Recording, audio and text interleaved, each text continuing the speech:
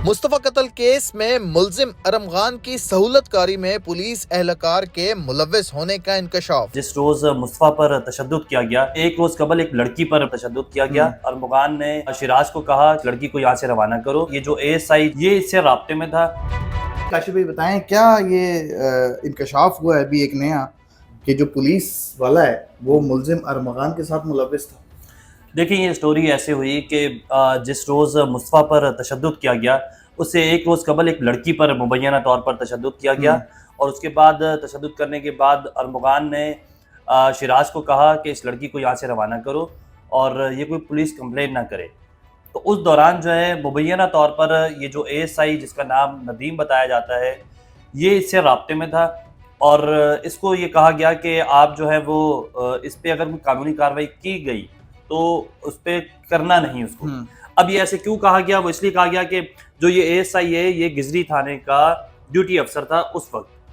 तो इसने ये सोचा कि अगर ये लड़की कंप्लेन करेगी तो चूंकि जो अरमगान का बेंगलो था वो उसी की हदूद में आता था, गिजरी थाने के हदूद में आता था, जहां पर ये पुलिस वाला ASI उस थाने में तैनात था, गिजरी। बिल्कुल। अच्छा, उसके बाद AVCC जब इसकी तफ्तीश कर रही थी तो इस मामले में उन्हें पता चला AVCC को कि जो ये ASI है नदीम, ये इससे राब्ते में। तो इसको जब बुलाया गया और इससे पूछा गया कि कब से राब्ते में हो, ये कैसे, फिर इसका CDR जब चेक किया गया तो उस हवाले से पता चला कि 1 साल कबल अरमगान ने डिफेंस के इलाके में एक जो टैंकर था, वाटर टैंकर, उससे कोई उसकी तल्ख कलामी हुई और उस पर फायरिंग की थी। तो फायरिंग के बाद इस वाक़े का एक मुकदमा दर्ज हुआ था गिजरी थाने में। तो ये 1 साल पहले उससे इन टच था।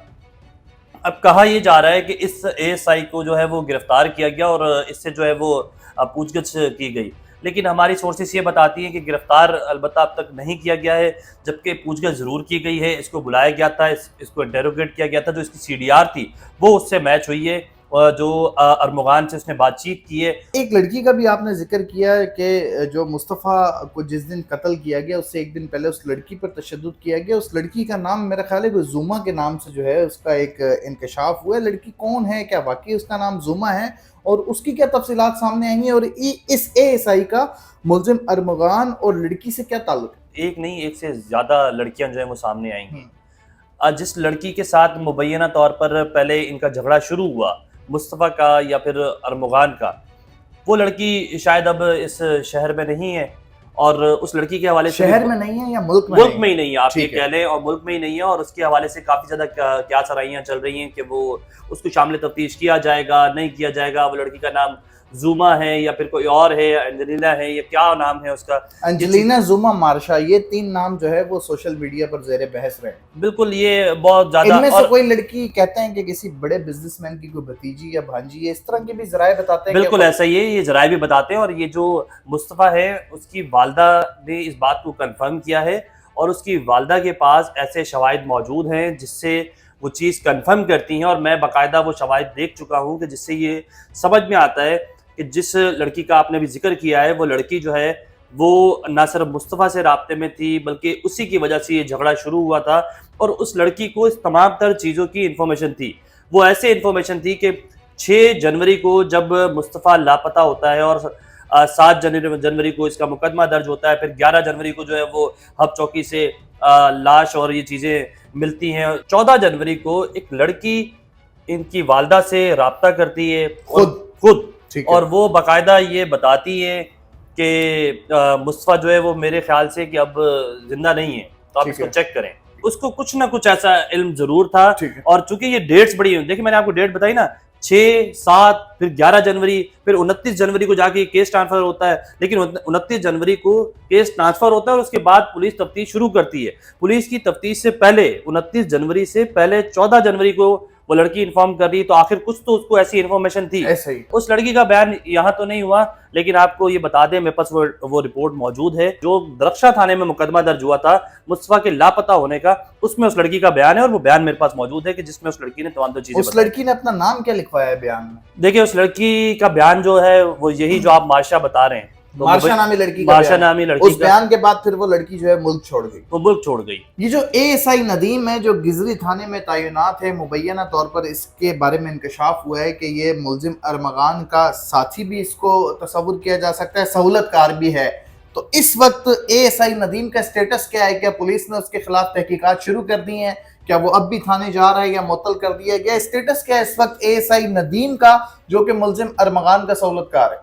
देखिए, डीआईजी साउथ ने उसे कुछ अर्सा पहले ही जो है वो मुअत्तल कर दिया था। इंक्वायरी उस पर चल रही है और डीआईजी साउथ की जानिब से ये इंस्ट्रक्शन दी गई कि अगर इस केस में वो पाया जाता है तो उसके खिलाफ यकीनी तौर पर महकमा जाती कार्रवाई होगी।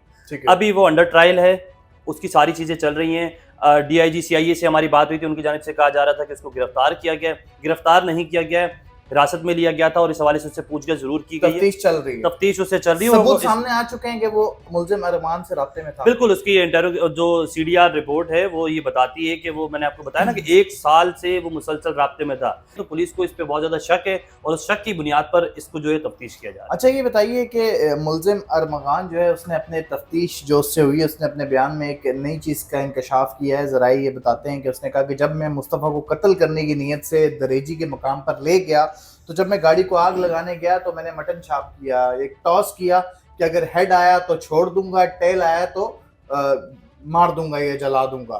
तो वो क्या माजरा है, क्या हकीकत है इस खबर में? जो हमारे तफ्तीशी ज़राए हैं हमें वो ये बताते हैं कि जब उसे घर बुलाया था और जब उसे उस लोहे की रॉड से तशद्दुद का निशाना बनाया जाना था, तब वो टॉस वाला मामला जो है वो सामने आया था कि वो टॉस करता था और उस रॉड से जो है वो उसको हिट करता था, फिर टॉस करता था, फिर हिट करता था। अब बीच में एक ऐसा पॉइंट भी आया कि जब उसने उस रॉड से मुस्तफ़ा को मारा तो मुस्तफ़ा ने वो रॉड जो है वो पकड़ ली तो उसके बाद उसने राइफल उठा के उसको फायर किए और ये शिराज की इंटेरोगेशन रिपोर्ट में बताया गया है। उस दौरान भी उसने फिर दोबारा टॉस किया, दोबारा टॉस करने के बाद फिर दोबारा से उस पर तशद्दुद किया और इतना तशद्दुद किया कि उसकी टांगें जो थी वो बिल्कुल जवाब दे गई थी, उसके दोनों बाजू बहुत ज़्यादा उसने तशद्दुद किया, सर पे बहुत ज़्यादा तशद्दुद। यही एक वजह थी कि जब उसने दरजी के मकाम पर जाके उस गाड़ी को खोला तो उसे इतना कन्फर्म था अरमगान को कि ये अब यहाँ से नहीं भाग सकता।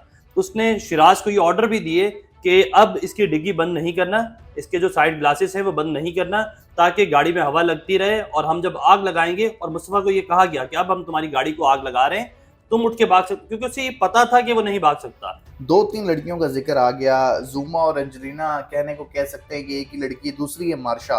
आप क्या समझते हैं कि इनमें से कौन सी लड़की है जिसके ज्यादा चांसेस हैं कि जिसकी वजह से लड़ाई हुई है? देखिए, मार्शा की वजह से ये जो लड़ाई है वो मुबैना तौर पर सामने आ रही है, अब तक के जो शवाहिद सामने आ रहे हैं। मेरी जो है इनके वालिदैन से भी बात हुई है, तो वालिदैन की जानिब से भी ये कहा गया कि अगर हमें कोई कहीं इंटरोगेशन के लिए या किसी चीज़ के लिए बुलाएगा तो हम जरूर आएंगे, हमारी बेटी का इस मामले से कोई ताल्लुक नहीं है। तो तफ्तीशी ज़राए कह रहे हैं कि उस लड़की का इस मामले से ताल्लुक है, तो अगर है तो एन उस डेट पर वो यहाँ से क्यों चले जाती है।